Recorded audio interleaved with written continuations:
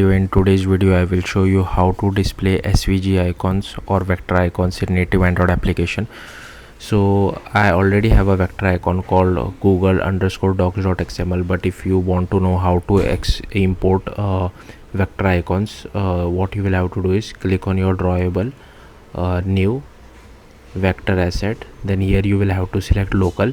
Inside the clip art there are by default present like default templates or default vector icons which are given by Google, but if you want you can use that. But if you have your own SVG icon, you will have to click on local.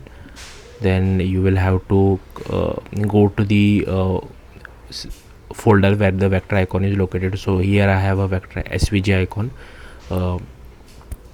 called dashboard, so I will just open it, and here you can see that it has opened.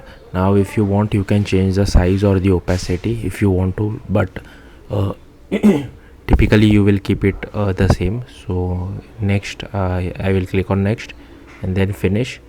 And now if you want to use it, there are two ways of using it. Like if you have an XML layout, you can directly use image view, and you can directly pass the Google Docs or whatever your SVG icon is. So if you want you can pass something like this. If you want to do it programmatically, then you will have to use set image resource r.drawable.dashboard. So either way is fine. Yeah, that's it. Thank you for watching. Bye. And sorry, I forgot to show you guys the output.